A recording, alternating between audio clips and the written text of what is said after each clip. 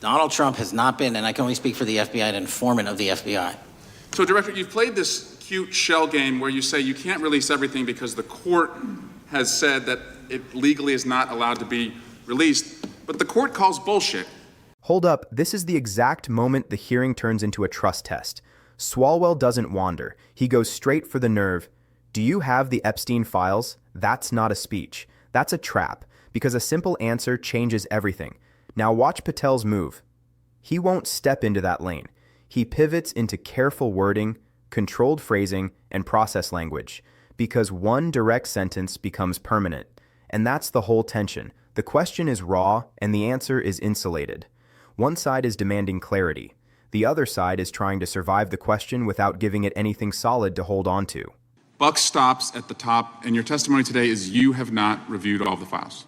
What I've been doing is been busy providing the safest country this country has seen in modern U.S. history in historic speed, because the men and women of the FBI are given the resources to reduce the homicide rate, to reduce the drug trafficking rate, to reduce the amount of children that are being trafficked and the number of pedophiles. It sounds like those children being trafficked would appreciate the director reviewing the files.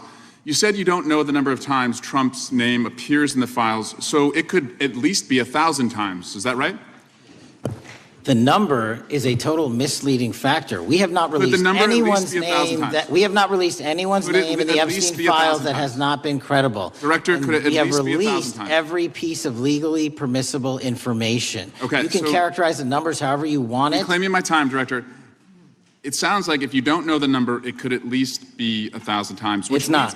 It's not. Is it at least 500 times? No. Is it at least 100 times? No. Then what's the number? I don't know the number, but it's not that. Do you think it might be your job to know the number?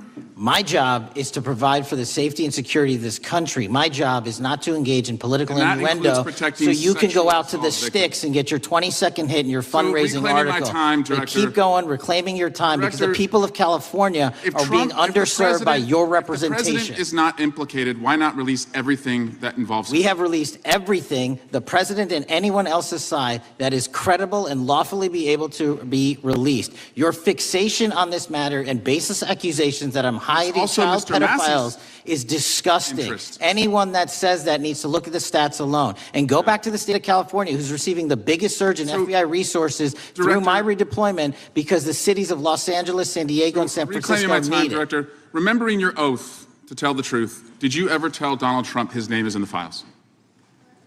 I have never spoken to President Trump about the Epstein files. Did you ever tell the Attorney General that Donald Trump's name is in the Epstein files? The Attorney General and I have had numerous discussions about the entirety of the Epstein files and the reviews conducted by our team. Did you tell the Attorney General that Donald Trump's name is in the Epstein files? And we have released where President Trump's name is in the Attorney's file. It's a simple question. Did you tell the Attorney General that the President's name is in the Epstein files? During many conversations that the Attorney General and I have had on the matter of Epstein, we have reviewed. The question is simple. Who did you tell the Attorney General that Donald Trump's name is in the Epstein files? Yes or no? Why don't you try spelling it out? Yes if you're or no, Director? Use the alphabet. Yes or no? No? A, B, C, Director, D, E, F? It sounds like you don't want to tell us. Did you tell the Attorney General that Donald Trump's name was in the Epstein files?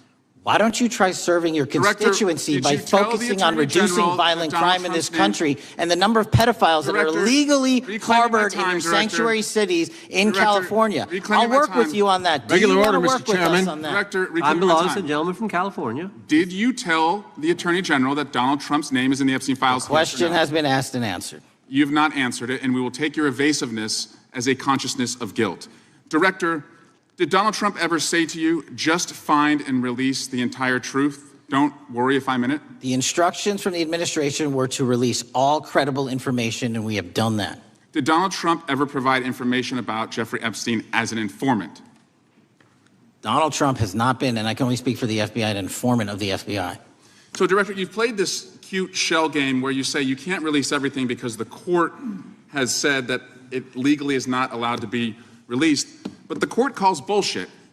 Judge Richard Berman said that when you went to the court, quote, information contained in the Epstein grand jury transcripts pales in comparison to Epstein investigation information and materials in the hands of the Department of Justice. So let's move on, Director. You wrote a book called Government Gangsters. You identified 20 individuals in that book. You put me on that list, at the top of the list. Thank you. My children find it flattering. 20 of those individuals have been investigated or have had adverse actions. Director, considering that you have identified these people as, quote, government gangsters, will you recuse yourself from making any investigation decisions about these individuals? Anyone that has been terminated at the FBI has been done so No, the because question they failed again, to meet the muster in Director, their constitutional I will obligation. work on the audio-visual capabilities. I'm of going to this room so borrow that you your can hear me. terminology and call I'm reclaiming bullshit my on your time. entire career in I'm Congress. reclaiming my It has time, been a Director. disgrace to the American Director, I'm people. reclaiming my You time. can No, reclaim your will you time all you recuse want. yourself? Mr. Chairman, you're going to allow a witness to Gentlemen, speak this way? Mr. Chairman, would you give... Recuse yourself, Director. The gentleman has no time. Mr. Chairman, would you Mr. Chairman, admonish the point of- witness not to insult members? The gentleman has no time. Mr. Chairman, the just committee will remember. quick point of order. Could the gentleman be extended an additional 20 seconds to complete his thoughts since the witness decided to interrupt him continuously? And the witness will be able to respond if he wants. We'll make sure Thank he has you. time to do that. My question Gentlemen, is, continue. will you, Director, recuse yourself, yes or no, from investigating or making decisions about the 60 individuals, including myself, that you identified as government gangsters? Yes or no? Time of the gentleman has expired. The witness may respond if he would like. And the answer was no, as I heard. This exchange isn't just heated because of the volume or the attitude.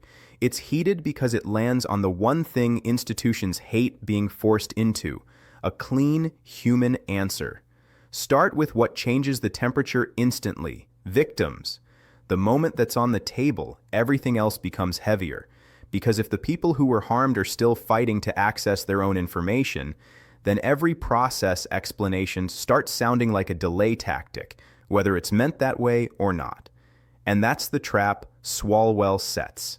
He strips it down to something that can't hide behind a paragraph. He doesn't ask for a lecture. He doesn't ask for a memo. He asks for a straight line. Is Trump's name in the files? Did you tell the Attorney General? Yes or no? That kind of question is dangerous in a hearing because it forces a witness into one of two things: clarity or a visible dodge. Now listen to how Patel moves. He doesn't take the frame. He tries to control the frame. He goes to credible and lawfully releasable, and reviews conducted, and discussions about the entirety. Those are safe phrases. They're the language of minimizing risk. They also don't satisfy the question being asked. Because we discussed the entirety of the files is not the same thing as, yes, I told him, or no, I didn't. It's the kind of answer that protects the witness from stepping on a landmine, while leaving the audience with a blank space they can fill in any direction they want. And Swalwell knows that. That's why he repeats it. That's why he tightens it. He keeps dragging the answer back to 1 inch of ground. Did you tell the Attorney General Trump's name is in the Epstein files? At that point, the exchange stops being about paperwork and starts being about trust. Not legal trust, public trust. Because when someone refuses the simplest version of a question, it doesn't land like carefulness. It lands like avoidance. And the more times it happens, the worse it feels. Then the moment turns from tense to ugly. Because Patel doesn't just refuse the frame, he attacks the motive.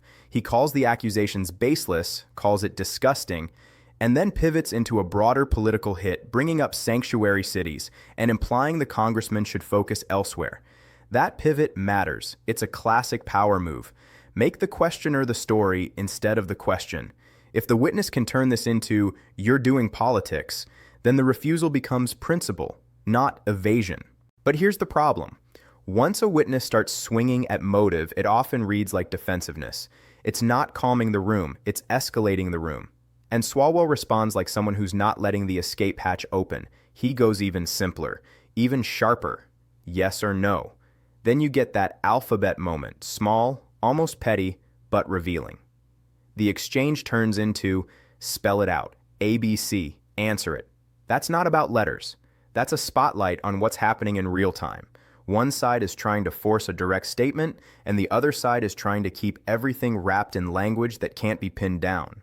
Patel finally gives the word no, but notice what it's attached to. It doesn't resolve the core suspicion because it doesn't cleanly answer the bigger question being pressed. What was said to the Attorney General and what wasn't? The denial might be true, it might be complete, but the way it arrives, after a wall of deflection, leaves the room feeling like they had to wrestle the answer out instead of receiving it. And here's an important line to hold on to. The appearance of a name in files is not proof of wrongdoing. Files can include unverified references, hearsay, contacts, background, leads, and things that never become evidence. That distinction matters. But the hearing isn't operating on courtroom standards in that moment. It's operating on moral pressure. And moral pressure doesn't tolerate fog. Then the exchange opens a second front that makes everything worse. The recusal question. Swalwell brings up Patel's past language, calling people government gangsters, and says he's on the list, along with dozens of others. And then he asks the most basic fairness question imaginable.